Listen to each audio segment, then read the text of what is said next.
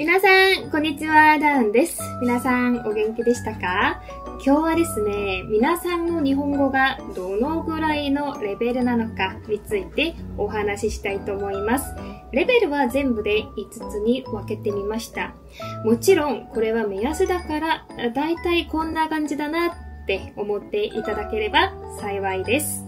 自分のレベルがわかると、これからの勉強にも役に立つと思います。最後までご覧ください。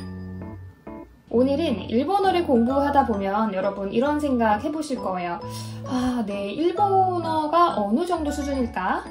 JLPT 시험 점수는 있어도 실제 내 실력이 어느 정도일까 잘 모르시는 경우가 많을 것 같습니다. 오늘은 여러분이 자기 수준을 직접 체크할 수 있도록 일본어 레벨 5단계 진단을 준비했습니다. 이거는 딱 정답이 아니에요. 여러분들이 참고로만 봐주시면 될 것 같고, 또 일본어를 공부하시는 분들의 특징이 일본 문화가 배어서 그런지 잘하시는데도 불구하고 좀 자신을 낮추는 경향이 있어요. 다른 외국어에 비해서. 그래서 이번 기회에 좀 객관적으로 자신의 실력도 파악하고 또 자신감을 또 갖고 하는 기회로 삼아보시기 바랍니다. 네, 영상 끝까지 지켜봐 주시고 좋아요, 구독도 꾹꾹 눌러주세요. 네, 우선 1단계 초급입니다. 히라가나, 가타카나를 읽을 수 있다. 그리고 자기소개 정도는 가능하다. 예를 들어서 하지메마시테, 다운 데스. 한국から来ました.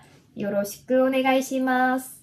만약 여기까지가 편하고 조금 더 긴 문장, 질문이 왔을 때 좀 버겁다 이러면 네, 우선 초급 단계로 보시면 좋을 것 같아요. 그래서 히라가나, 가타카나는 확실하게 읽을 수 있는지, 자기소개는 간단하지만 어느 정도 할 수 있는 레벨을 우선 초급이라고 보도록 하겠습니다. 그리고 한자도요, 다는 못 읽지만 적당히 한국어라든지 니혼고, 니혼 이 정도 읽을 수 있으면 초급 레벨이라고 할 수 있을 것 같아요. 두 번째, 2단계는 초중급 레벨인데요. JLPT N4, N3 정도의 레벨로 보시면 될 것 같아요. 식당에서 주문도 가능하고 또 간단한 일상 대화는 가능한 레벨로 보시면 될 것 같아요. 예를 들어서 식당에서 스이마센, 라멘 1つ 쿠다사이 이런 식으로 주문도 할 수 있고 간단한 일상 대화도 할 수 있는 레벨인 거죠. 키노와 나니 오 시마시타까 했을 때 토모다치 또映画を 見ました 뭐라든지 키노와 토모다치 또 고항を 食べました とか이 간단한 이제 일상 회화는 되는데 이제 드라마나 뉴스는 거의 못 알아듣겠죠. 그러면은 이 회화 정도에서는 초중급 레벨이라고 보시면 될 것 같습니다. 한자는 N4, N3 정도의 그 한자가 읽을 수 있는지 정도로 가늠하시면 초중급 레벨로 보면 되지 않을까 싶습니다. 네, 3단계 중급입니다. 3단계 중급은요, JLPT N3, N2의 한자를 읽을 수 있는 정도로 보시면 되겠고요. 드라마를 자막 없이 보면 절반 이상 이해가 가능하다. 존경어, 겸양어는 좀 헷갈릴 수 있을 것 같아요. 존경어, 겸양어가 뭐냐면요. 선생님이 오셨습니다. 이런 오셨습니다. 센세가 이락샤이마시다. 그 다음에 제가 안내해드리겠습니다.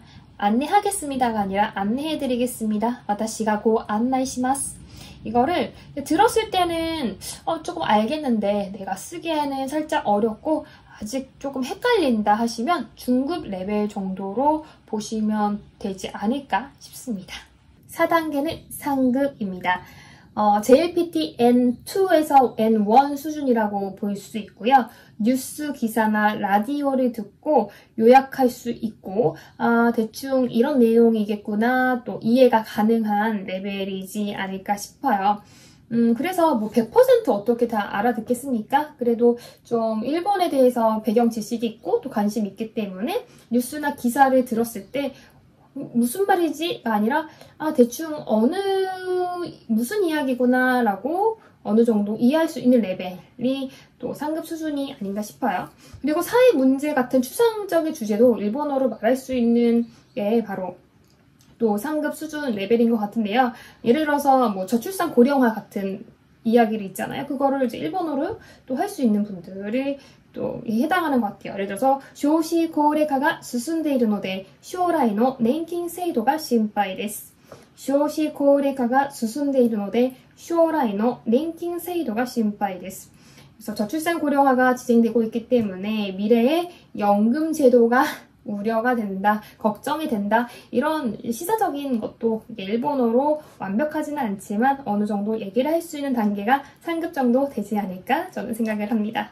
5단계, 상급 이상의 고급 레벨이겠죠. 뭐 실무랑 통역을 할 수 있는 수준을 라고 생각을 하시면 될 것 같아요. 전문 문서나 회의 내용을 바로 이해하고 또 일본어로 설명이 가능하고 또 종경어와 겸양어를 상황에 맞게 완벽하게 사용할 수 있겠죠. 또 현장에서는 통역도 가능한 수준으로 보시면 될 것 같아요. 뭐 예를 들어서 비즈니스적인 차원에서를 살펴보자면 뭐 본건에 대해서는 저희 회사에서도 긍정적으로 검토하도록 하겠습니다 했을 때本件に関しましては弊社としても前向きに検討させていただきます。本件に関しましては弊社としても前向きに検討させていただきます. 본건에 대해서는 저희 회사에서도 긍정적으로 검토하도록 하겠습니다. 이런 비즈니스까지 표현까지 자연스럽게 익힐 수 있다면 여러분들은 상급 레벨, 뭐 통역도 할 수 있고 비즈니스를 하는 데서도 문제가 없는 수준이 아닐까 싶습니다. 네, 오늘 1단계에서 5단계까지 제가 아주 간단하게 레벨을 나눠봤어요. 여러분들이 레벨을 나눠서 이렇게 확실하게 얘기해주는 걸 좋아하시더라고요. 그런데 이 외국어를 어떻게 뭐 공식도 아니고 확실하게 나눌 수 있겠습니까? 뭐 듣기가 안 돼도 회화만 잘하는 사람이 있고 또 비즈니스는 되지만 뭐 캐주얼적으로 회화가 안 되는 사람도 있고 다 각양각색이기 때문에 제가 오늘 해드린 말은 참고로만 해주시면 될 것 같아요. 또 제가 한참 중국에서 상급으로 올라가려고 공부를 했을 때 가장 헷갈렸던 게 종경어와 겸양어 많이 틀렸고 또 지금도 막 가끔씩 틀릴 때가 있거든요.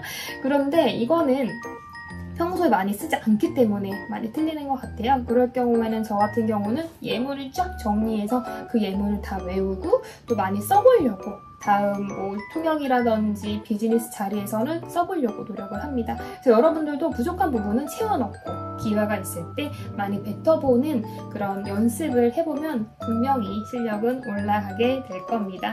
네, 여러분들은 오늘 진단해보니까 단계가 몇 단계 정도 되셨나요? 댓글로 저도 중급인 것 같아요, 상급인 것 같아요 이렇게 남겨주시면 저도 감사할 것 같습니다. 네, 그래서 일본어 공부는 내가 어디쯤 와 있는지를 알아야지 방향을 잃지 않고 또 자만하지 않고 계속해서 공부를 할 수 있는 것 같아요. 물론 JLPT 점수도 중요하지만 실제로 말하고 듣고 쓰고 이러한 능력, 그거는 여러분들의 진짜 실력이라고 할 수 있습니다. 오늘 영상이 도움이 되셨다면 좋아요, 구독 꾹 눌러주시고요. 저는 다음 영상에서 또 만나 뵙도록 할게요. 언제나 감사합니다.